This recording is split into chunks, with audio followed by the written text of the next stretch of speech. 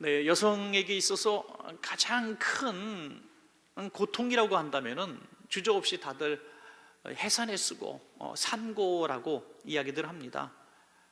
아기를 처음에 가졌을 때부터 그때 고통이 시작되죠. 이 아이를 위해서 참 조심하면서 음식도 또 약도 먹지 않으면서 잘 지냅니다. 그리고 아기를 출산하면 끝이 아니라 그때부터 이제 사실 시작이 됩니다. 어찌 보면 이 해산의 수고보다 더 큰 고통이 키우는 고통이 아닌가 그렇게 생각을 합니다. 그렇지만 이 산고의 고통, 해산의 고통을 우리가 기쁨으로 잘 감당하는 것은 그 이후에 이 아이를 통해서 우리가 누리는 그 기쁨, 보람 이런 것들이 더 크기 때문에 아이를 낳고 그 고통을 금방 잊어버리는 것입니다. 처음에 아이를 낳았을 때는 다시는 아이를 안 갖겠다고 한 번씩은 다 결심한다 그래요. 그래서 욕심 안 부리고 넷 정도 낳고 그러시는데 하여튼 이 고통을 잊어버린다 그래요. 정말 까마득하게. 그래서 아이들을 키우고 나와서 부모님들은 똑같은 말씀하십니다. 그 아이 키울 때 사춘기 때 그렇게 고생하고 그렇게 정말 힘들었으면서도 이 아이는 하나도 힘들지 않았어요 라고 이렇게 얘기하는데 그건 진짜더라고요. 왜냐하면 잊어버린 거예요. 그 자그마한 기쁨 때문에 그 상고, 그 해산의 수고를 다 잊어버리는 것입니다. 얼마나 부모가 참 자녀를 향한 이 사랑이 큰지 많은 분들이 이렇게 얘기합니다. 자식은 부모의 눈물, 희생을 먹고 살았다, 자랐다 이렇게 이야기하는 것을 들어보았습니다. 영적으로도 그렇다는 겁니다. 영적으로도 두 가지 수고가 있어야 된다는 겁니다. 하나는 우리 마음속에 믿지 않는 한 영혼을 품는 이 잉태의 마음을 가지고 해산의 수고를 해야 된다는 겁니다. 믿지 않는 한 영혼을 내 마음속에 품고 그 영혼을 위해서 기도하고 끊임없이 가서 이야기하고 또 권면하고 도와주고 이래서 주님 앞으로 인도하는 거예요. 이게 굉장히 힘든 일입니다. 우리가 아기를 10달 동안 잉태하고 아기를 출산하는 이 해산의 수고가 얼마나 큽니까? 하물며 한 영혼을 우리 마음속에 품고 이렇게 등록을 시키고 교회에 나올 수 있게 한다는 거, 예수님을 영접할 수 있게 한다는 거, 이것은 해산의 수고 이상으로 우리에게 더 큰 고통이 됩니다. 그리고 해산의 수고로 끝나는 것이 아니라 교회에 등록한 한 영혼이 성숙한 그리스도인, 다시 말해서 예수님을 닮아가는 성숙한 그리스도인이 되게 하는 데 있어서는 또 다른 해산의 수고가 필요한 거죠.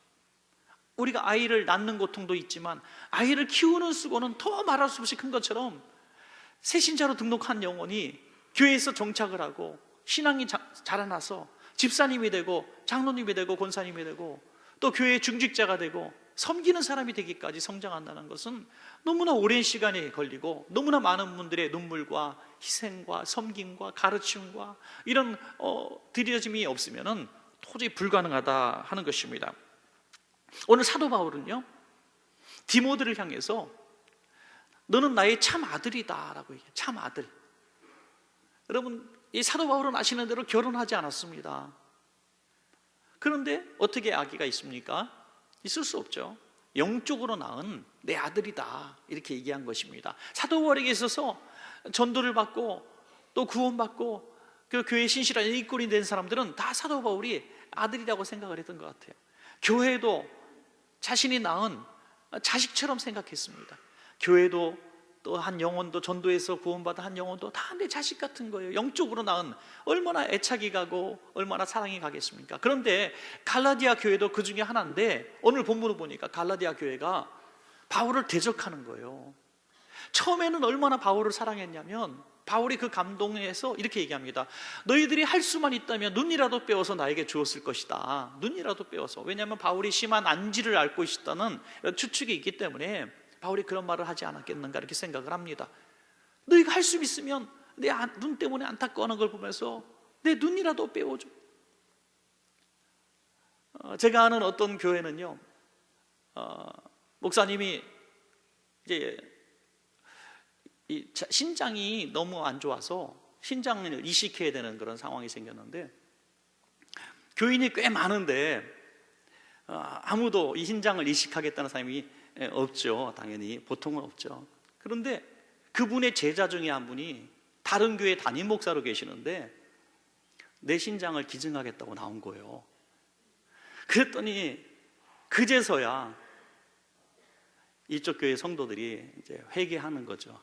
그리고 어떻게 다른 교회 목회자의 신장을 우리 담임 목사님께 드리냐고 회개가 일어나고 장로님들부터 막 집사님들부터 회개하더니 30여 명이 신장을 기증하겠다고 나온 거예요. 30여 명이 목사님을 그렇게 사랑하는 모습을 보게 되는 거죠.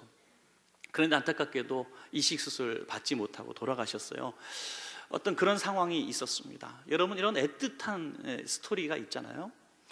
눈이라도 빼어서 내 생명의 은인, 나에게 복음을 주신 그분에게 내가 눈이라도 드리겠다, 이렇게 할 정도로 바울을 사랑했다는 거예요. 그런데 여러분, 교회가 한순간에 싸늘해질 수 있다는 거예요. 그렇게 사랑이 많고 기쁨이 있고 서로를 배려했던 교회가 한순간에 바울을 대적하는데 그 원인이 뭐냐면 아주 가만히 슬그머니 들어온 거짓 교사들 때문이다. 거짓 교사들이 와서 바울과 성도들 사이를 이간질합니다. 바울의 사도권을 부정하고 바울을 거짓말하는 자로 이렇게 매도해 버립니다. 처음에는 아니라고 생각했다가 자꾸 듣다 보니까 넘어가게 되는 거죠. 바울이 그 사실을 알고 너무너무 속이 상하고 마음이 아파서 오늘 이 말씀을 한 거예요. 오늘 본문의 말씀, 오늘 갈라디아서 4장 19절 말씀입니다. 나의 자녀들아, 이렇게 시작합니다. 나의 자녀들아, 내가 영적으로 해산의 수고로 낳은 나의 자녀들아, 우리 갈라디아 교회 성도들아, 너희 속에 그리스도의 형상을 이루기까지 다시 너희를 위하여 해산하는 수고를 내가 해야 되겠다. 너희를 내가 해산하는 수고를 통해서 너희를 낳았는데 내가 다시 너희를 낳아야 되겠다. 그 애틋한 마음을 볼 수가 있습니다. 여러분, 오늘 이 본문을 통해서 우리가 깨닫게 되는 거 있습니다. 그것은 한 영혼을 우리가 온전한 그리스도인으로 만들어가는 것이 얼마나 어려운 일인가, 얼마나 힘든 일인가 하는 것이죠. 오늘 이 자리에서 예배하고 있는 오늘 사랑하는 여러분들, 정말 여러분들은 소중한 분들이에요. 누군가 여러분들을 해산의 수고를 통해서, 여러분의 부모님이든지 이웃이든지 형제든지 누구를 통해서, 그 해산의 수고를 통해서 여러분들이 오늘 이 자리에 있음을 잊지 마셔야 합니다. 그리고 오늘 이렇게 믿음이 자라서 직분도 받고 섬기는 일까지 하고 있다면 이것은 또 열의 하나님이 세우신 하나님의 귀한 자녀입니다. 얼마나 귀한 일인지 알 수가 없는 것입니다. 하나님의 눈에도 얼마나 여러분들이 귀해 보이겠어요.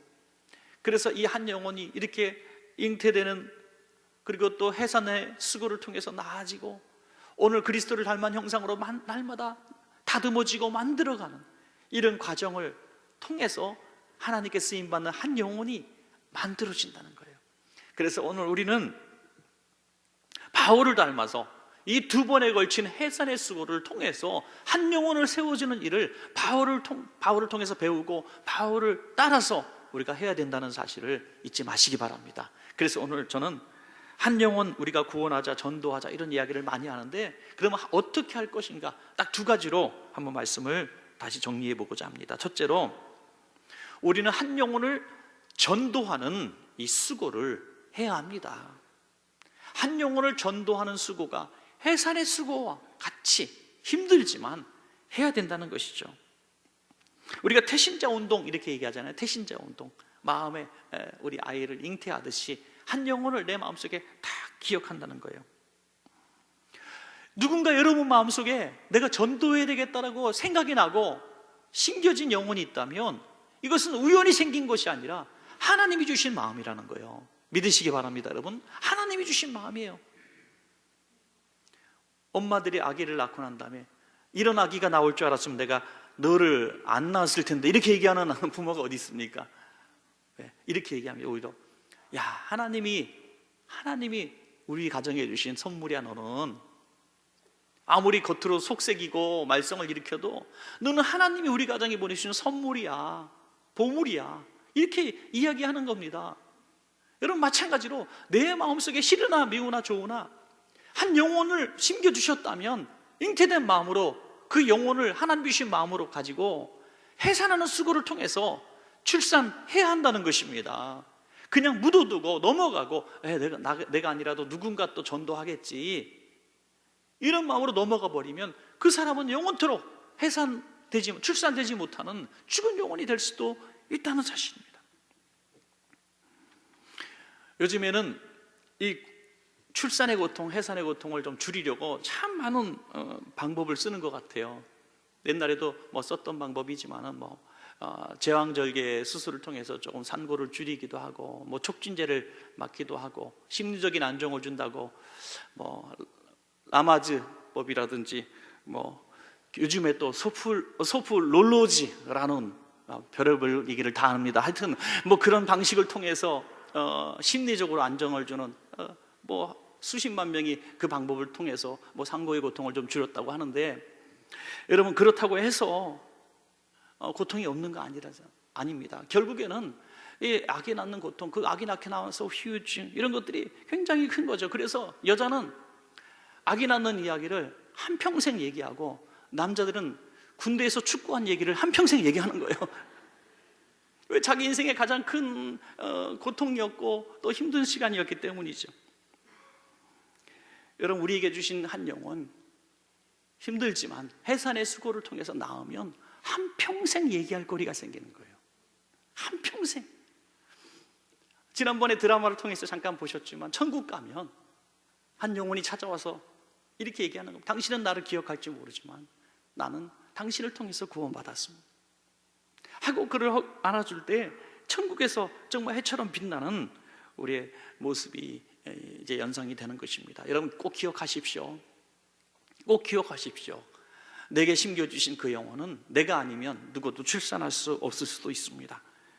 신안군 증도섬, 우리 잘 알 겁니다. 우리가 한번 다녀오기도 했었는데, 그 증도는 90% 이상이 기독교인이라고 해요. 90%.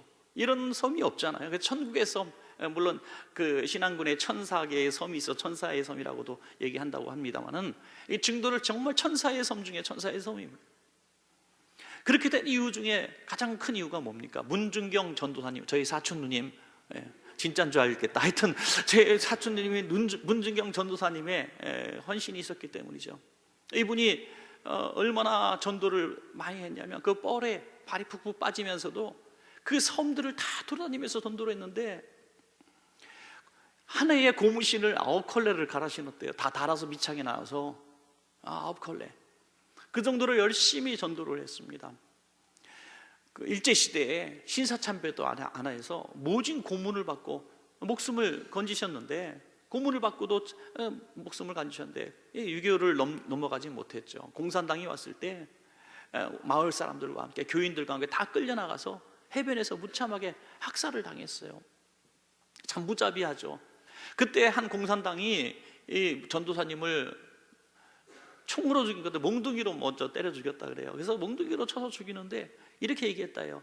야, 이것이 알을 많이 낳는 씨암탉이구만 그랬대요. 알을 많이 까는 씨암탉. 무슨 말입니까? 이 전도사님이 가는 곳마다 다 예수 믿게 된다는 거예요. 그래서 알을 많이 까는 씨암탉이라는 소리를 들어가면서 순교를 하셨습니다. 구사울생으로 살아났던 수양딸이 그 모든 것들을 보아서 이게 증언하면서 알려진 것이에요. 그 마을 사람 다 죽었다는 거예요. 사랑하는 여러분, 전도의 열매는요, 누군가 해산에 쓰고 순교의 씨가 있어서 오늘 있는 겁니다. 이 땅이, 오늘 우리가 예수 믿게 된 것도 이 땅에 그리스도의 이름이 전혀 전파되지 않을 때, 이 땅이 어디 있는지도 모르는 선교사님들이 와서 눈물을 뿌리고 씨를 뿌리고 헌신했기 때문에, 순교했기 때문에 오늘 그 열매를 우리가 먹고 있는 거 아니겠습니까? 그 해산의 수고를 통해서 우리가 있는 거예요. 그러면 우리가 이 해산의 수고가 없으면 다음 세대는 어떻게 하고, 복음이 들어가지 않는 다른 나라는 어떻게 합니까? 우리도 다른 나라 가서, 복음이 없는 나라 가서 해산의 수고를 통해서 씨를 뿌리고 영적 자식을 낳아야 되고, 우리 주변에 믿지 않는 특별히 우리 후손들, 우리 가족의 자녀들을 복음을 잘 심겨줘가지고 해산의 수고를 통해서 영적인 자녀로 만들어야, 성숙한 그리스도를 만들어야 다음 세대가 또 희망이 있는 것입니다.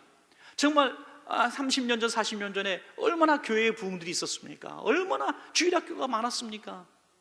그때 얼마나 많은 사람들이, 얼마나 많은 목회자들이 그 배고픔과 그 학대를 다 받아가면서 그 경제적 어려움을 겪으면서 오늘을 이뤄냈습니까, 여러분? 그래서 우리는 그 열매를 맺고 있는 거예요. 오늘 뿌리는 이 전도의 씨, 해산의 수구가 내일 대한민국을 만들어낼 겁니다, 여러분.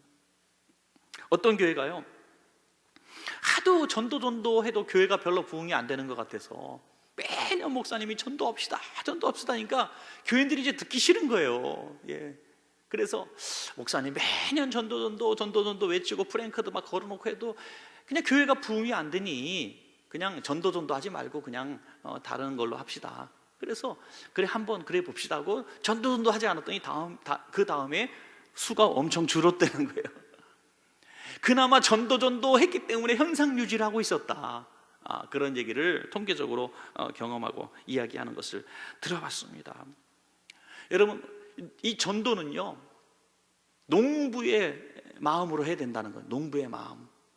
오늘 우리가 씨를 뿌리면 오늘 우리가 거두지 않아도 그 열매를 누군가 먹게 된다는 거예요. 누군가 먹게 된다는 거예요. 시편 126편 5절부터 6절까지 보시면, 눈물을 흘리며 씨를 뿌리는 자는 기쁨으로 거두리로다. 울며 씨를 뿌리러 나가는 자는 반드시 그 기쁨으로 그 곡식단을 가지고 돌아오리로다 말씀하고 있습니다. 오늘 우리가 열심히 우리 마음속에 있는 한 영혼을 잉태된 기쁨을 가지고 한번 잘 집중해 보시고, 이 아이를 위해서, 영적 자녀를 위해서 많은 것을 희생하는 산모처럼 우리가 한번 정성을 한번 기울여 보면 출산하지 못할 영적 자녀가 없는 것 같아요. 정말 해산하는 수고를 한다면은 우리 마음속에 심겨진 영혼, 교회 앞으로 인도하지 못할 영혼, 저는 한 사람도 없다고 봐요. 산모들이 얼마나 수고하는지 몰라요. 오죽하면 나라에서 지하철에 자리까지 만들어줍니까, 여러분, 그죠? 대우를 하잖아요. 그 좋아하던 음식도 다 가리고 커피도 안 마시고 탄산음료도 안 마시고 아무리 머리가 아파도 두통약도 먹지 않고 감기약도 먹지 않아요. 왜? 이 아이를 위해서 다 견디는 거예요. 우리가 한 영혼 전도한다고 마음에 품고 가서 모처럼 전화했는데 자꾸 귀찮게 하지 마 그랬더니 다시는 전화하지 않아요. 그죠? 내가 지 좋으라고 전도하는 거지 내가 좋으라고 전도 안 함? 그리고 전도하지 않아요. 이렇게 하는 자세가 어떻게 해산의 수고라고 말할 수가 있겠습니까? 사랑하는 여러분, 주님 만나기 전에 우리 마음속에 부담감을 주고 심어주신 그 영혼을 반드시 해산의 수고를 통해서 주님 앞에 인도해서 또 교인이 되게 하는 귀한 여러분 되시기를 축복합니다. 자, 마지막 두 번째 해산의 수고는요, 한 영혼을 섬기는 수고입니다. 두 번째 해산의 수고예요. 이제 영혼을 섬기는 수고, 예수 그리스도를 닮아가도록 하는 이런 수고입니다. 여러분, 우리가 결혼해서 자녀를 출산하게 되면 이제 삶의 방향과 목적이 다 달라져요. 우선순위가 다 달라져 버려요. 아기가 위주입니다. 집안에 있는 물건이 아기 위주로 사게 되고, 냉장고에 있는 음식들이 아기 위주로 쌓여지게 되고, 방 구조가 바뀌고 주인이 바뀌어 버려요. 왜? 아기가 주인공이 되는 거예요. 여러분, 우리 마찬가지입니다. 한 영혼이 교회 안에 왔다고 해서 그 영혼이 바로 성숙한 그리스도인이 되는 게 아니에요. 그 영혼이 성숙한 그리스도인이 되기까지는 참으로 많은 시간들이 필요하고 손이 많이 가요. 섬김이 많이 가요. 많은 분들의 위로가 있어요. 적어도 한 번도 시험 안 들은 분들이 어디 있어요? 오늘 이 자리에 계신 분들 시험을 이긴 역전의 용사들은 아닙니까 다? 그죠? 저도 시험에 빠져가지고 설교 못할 뻔한 적도 많아요. 그죠? 여러분들 마찬가지 아니에요? 그 시험을 또 이기고 이길 수 있었던 이유는 우리가 믿음이 특출나서가 아니라 우리를 위해서 누군가 희생하고 또 찾아와서 위로해주고, 집사님 내가 알아, 집사님 그런데 시험에 들면 안 돼 하고 또 와서 기도해주고 도와주고 알아주고, 그래서 오늘까지 온 거 아니에요. 여러분, 우리 자식이 조금 문제 일으킨다고 내가 이러려고 널 키운 게 아닌데 오늘부터 너와 나 인연을 끊자 하고 쫓아보내는 부모가 어디 있습니까? 그 아이를 놓고 울며 불며 매달리고 또 사정하고 또 어르고 해서 또 그냥 집안의 자녀로 또 우리가 만들어가는 거 아닙니까? 그만큼 우리 교회 안에 있는 영혼도 그렇게 소중한 내 자식처럼 생각하고 우리가 섬겨야 된다는 겁니다, 여러분. 어떤 목사님이 쓰신 책을 보니까 한 청년의 얘기가 나오더라고요. 이 청년이 이제 지난주에 세례를 받았어요. 지난주에 세례받고 나는 이제 하나님의 뜻대로 사는 거룩한 사람으로 살 것입니다 결심했는데, 직장을 갔는데 토요일 날, 주일날 세례받고 이제 요번 주 이제 토요일 날 직장에 갔는데, 직장에서 회식을 하는 거예요. 회식을 하는데 나는 세례받은 사람이라 술을 이제 안 먹겠습니다 했는데, 분위기가 안 먹을 수 없는 분위기라 먹었는데 3차까지 먹었대요. 3차까지 먹고 참 그 젊은 직원들끼리 또 못할 짓까지 한 거예요. 그러니까 너무 비참한 거예요. 자기 자신이 너무 미련하고 믿고 너무 속상한 거예요. 그래서 교회를 왔대요. 교회를 왔는데 담임 목사님이 계신 거예요. 마침 담임 목사님을 찾아왔어요. 그 술에 완전히 막 술독에 빠진 얼굴로 몸으로 온 거예요. 그러니까 술 먹으면 용감해지는 건 틀림없는 것 같아요. 하여튼 술 먹고 와가지고 목사님한테 이렇게 막 울면서, 목사님, 내가 지난주 세례 받은데 오늘 이 모양입니다. 세례는 가짜 같고요, 예수님 살아계신 것도 믿을 수가 없어요. 제가 보니까 난 세례 받고 새 사람 되는 줄 알았는데 오늘 보니까 내가 새 사람이 아니라 정말 악하고 못난 사람인 걸 내가 오늘 발견하면서, 세례도 거짓, 세례 받으면 내가 변화되는 거 이거 다 거짓말입니다. 예수님 날 사랑하는 거 거짓말입니다. 나는 망가진 인생입니다. 이렇게 막 울면서 얘기하는 거예요. 그때 목사님이 아주 지혜롭게 말씀하셔서 이 청년이 목사님 품에 안겨서 한참 울고 힘을 얻었다는 거예요. 청년, 내가 만약 세례를 받지 않고, 내가 만약 하나님을 사랑하지 않고, 하나님이 만약 너를 사랑하지 않는다면 지금 네가 나와 함께 이 자리에 있지 못할 거야 라고 얘기했습니다. 이전에 세례받지 않고 하나님의 사랑을 말하지 않을 때는, 그런 죄를 졌을 때도 죄책감 없이 너는 얼마든지 집으로 그냥 가지 않았냐. 그러나 세례를 받고 하나님 앞에 내 인생이 바뀐 것이 경험되어졌기 때문에 지금 그 고통 가운데서도 오늘 주님 앞에 오지 않았냐. 그러므로 하나님은 너를 사랑하시고 너를 변화시킨 것이고 너를 절대로 놓지 않을 거야 라고 말씀하셨습니다. 여러분, 그렇습니다. 내가 세례 받았다고 온전한 그리스도인이 되는 게 아니에요. 직분 받았다고 온전한 그리스도인이 되는 게 아니에요.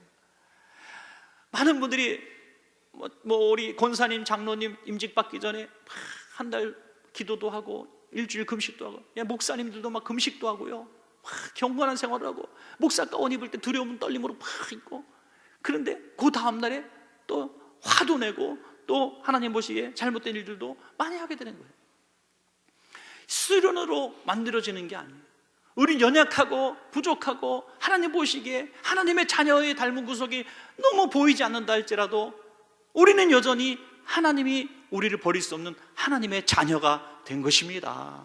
하나님의 자녀라는 거예요. 마찬가지로 우리가 해산의 수고를 통해서 교회에 온 성도들은 아무리 실망스러운 모습이 보여도 내치면 안 되는 거예요. 내치면 안 되는 거예요. 어떤 목사님이 하도 교인들이 시험을 많이 주고 분쟁하고 속상하게 하고 믿음이 자라지 않으니까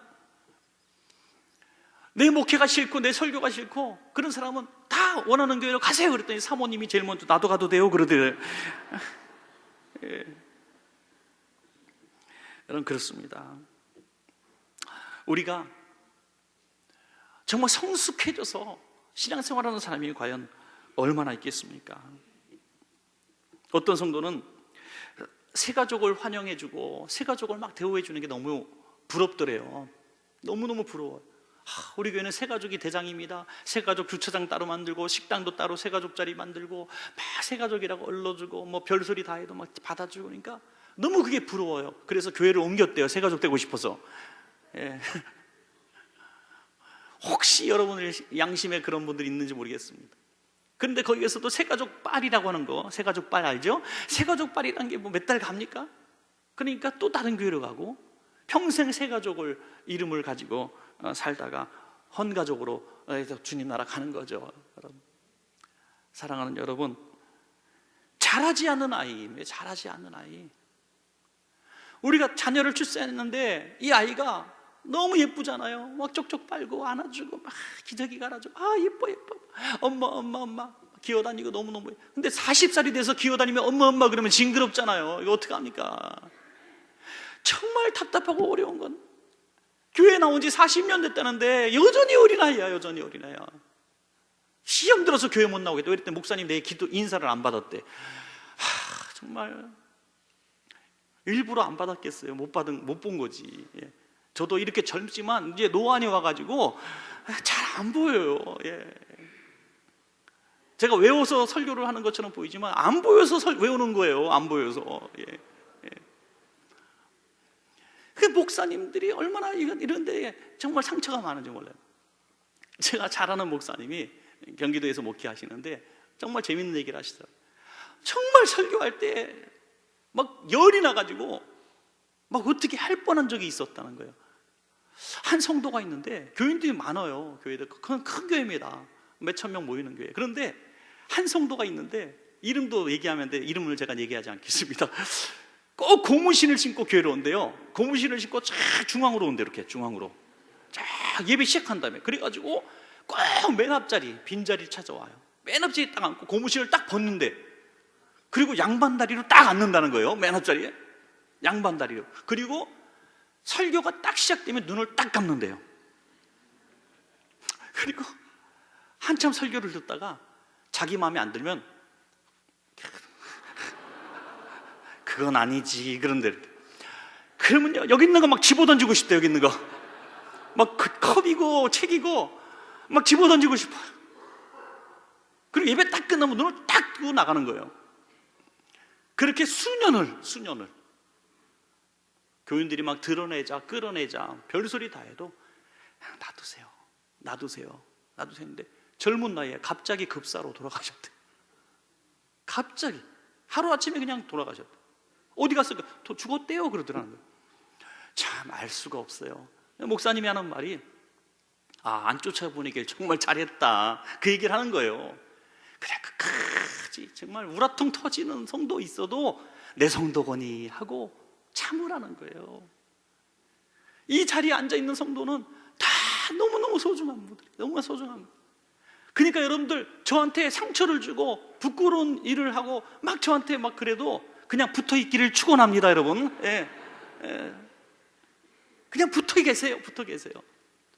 그래야 그렇게 해서 크는 거예요. 그렇게 해서 성숙해가고, 그렇게 해서 어느 날 베푸는 그리스도인이 되는 줄로 믿습니다. 여러분, 만약에 우리 성도들을요 우리의 자녀 바라보듯이 바라보면 참지 못할 사람이 없고 키우지 못할 사람이 없어요. 사춘기 자녀들 얼마나 열받습니까? 여러분, 사춘기 자녀 보면 네가 과연 내 자식인가 생각할 정도로 너무나 반항적으로 나올 때, 그렇다고 해서 똑같이 대항하고 싸우지 않잖아요. 그냥 불면 날아갈까, 뭐 잘못될까, 애가 무슨 잘못된 선택을 할까, 그냥 막 이렇게 해서 얼르고 키우고 또 해서 또 살려주잖아요. 참아주잖아요. 만약에 내 자녀를 바라보듯이, 사춘기 자녀를 바라보듯이 성숙하지 못한 우리의 성도들을 그렇게 바라봐 줄 수만 있다면, 참지 못할 성도가 어디 있고 키우지 못할 성도가 어디 있습니까? 우리가 서로 그렇게 배려해야 된다는 것입니다. 여러분,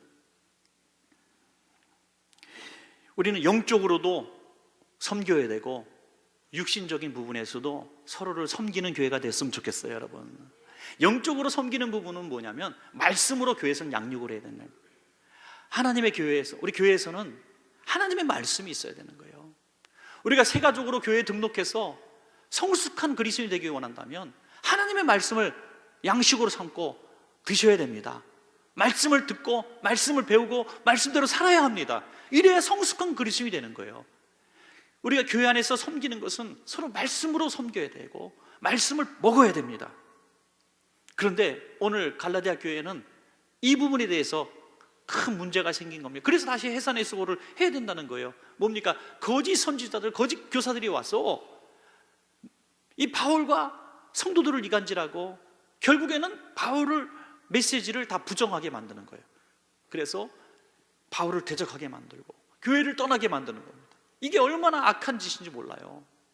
여러분, 이단 사이비가 하는 짓이 바로 이거예요. 건전한 교회임에도 불구하고 하나님의 말씀 여기서 만족하지 못하게 만드는 거, 이게 이단이 하는 일입니다. 이단의 공통점이 뭔지 아세요? 야, 목사님 살살 인격적인 부분들을 건드리고 또 행정적인 부분들을 건드리고 나중에는 뭘 건드리는지 아십니까? 최후의 목표는 말씀이에요. 목사님의 말씀을 건드려요. 30분 말씀 중에 말 한마디 잘못한 게 있다면 그거 딱 캐치해가지고 목사님은 이래, 목사님은 누구만 생각해.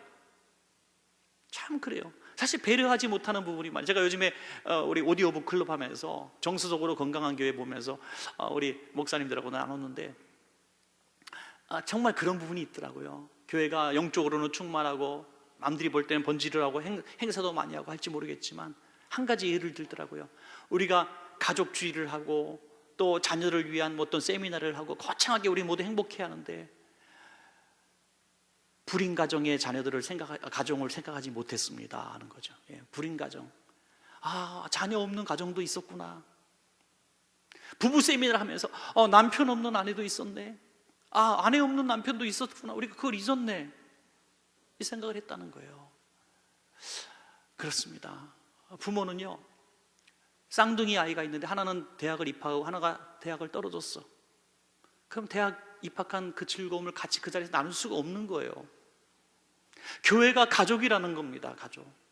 우리는 행복하지만 이 행복 때문에 또 서글퍼하는 사람도 있을 수 있다는 거죠. 여러분, 교회는 이런 가족 공동체, 하나님의 말씀으로 하나 되는 공동체가 되어야 된다는 것입니다. 갈라디아서 4장 17절 보면 거짓 교사들이 이런 생각을 하고 합니다. 그들이 너희에게 대하여 열심을 내는 것은 좋은 뜻이 아니요 오직 너희를 이간시켜 너희로 그들에게 대하여 열심을 내게 하려 함이라. 너희를 향해 막 열심히 가르치는 것 같지만, 너희를 사랑하는 것 같지만 그것은 좋은 뜻이 아니라는 거예요. 하나님의 성전에서 그들을 마귀의 자녀로 다시 돌려보내기 위한 그들의 계략이라는 거예요. 여러분, 이단자들이 하는 방법이 꼭 그거예요. 야, 여기선 배울 게 없어. 저 목사님 배운 것도 없어. 저 목사님 말씀 수준도 안 돼. 자, 우리 다른 데 가자. 신기한 말씀, 저 말씀 잘 전하는 데가 있으니까 거기 가자. 그런데 꼭 하는 말이 있죠. 목사님한테는 비밀로 해. 그런 거죠. 그런데도 넘어가는 사람이 있더라는 거죠. 그래서 다시 한번 4장 19절 한번 같이 읽어볼까요? 바울이 이렇게 선포하는 겁니다. 시작. 나의 자녀들아, 너희 속에 그리스도의 형상을 이루기까지 다시 너희를 위하여 해산하는 수고를 하노니. 아멘. 자, 끝으로 하나는 이제 육신적으로도 우리가 도와야 된다는 겁니다. 영적으로도 돕고 육신적으로도 돕는 거예요. 참 감사한 말씀을 또 드리고 싶어요. 지난주 지지난주 계속 많은 성도님들이 그런 헌금들을 하세요. 장학 헌금을 하시고 구제 헌금을 하시고 선교 헌금을 하시고 계속 이렇게 하시는 거예요. 많은 분들이 또 문명으로 이렇게 장학금을 헌금하시더라고요. 사랑하는 여러분, 너무너무 귀한 일입니다. 혹시 여러분 가운데 꼭 그런 장학금이 필요하고 구제해야 될 대상이 있는데 나만 알고 있다 하시는 분들이 있으면 꼭 교회 우리 교육자들에게 말씀해 주십시오. 우리 하나님께서 미래 채워주시고 베푸실 사람들의 마음을 감동시켜서 이렇게 하나님께서 헌금하게 하셨다고 저는 생각을 합니다. 영적으로 기도해. 너 기도 안 해서 그래. 너 찬송 안 해서 그래. 너 말씀 안 읽어서 그래. 이렇게 얘기하는 것과 추운 사람에게 옷 입고 배고픈 사람에게 양식을 주고 아픈 사람에게 약을 주고, 이것이 더 그리스도의 사랑이라고 성경은 말씀하고 있는 것입니다.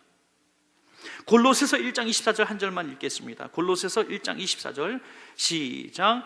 나는 이제 너희를 위하여 받는 괴로움을 기뻐하고 그리스도의 남은 고난을 그의 몸된 교회를 위하여 내 육체에 채우노라. 아멘. 여러분, 말씀을 맺겠습니다. 우리가 해산의 수고를 하라고 하는 것은 그리스도의 남은 고난이라는 거예요. 그리스도의 남은 고난, 그리스도의 고난이 충분하지 않아서 남겨주신 것이 아니라 우리를 통해서 그리스도께서 하신 일들을 완성하게 하시려는 거죠. 그것이 뭡니까? 한 영혼을 잉태하여 출산하고 그 영혼을 그리스도를 닮은 성장한 그리스도인으로 만들어서 하나님의 일꾼, 하나님의 제자로 만들어가는 것입니다. 우리 교회 안에, 우리 성도님들 안에 그런 역사들이 일어나시기를 간절히 축원합니다.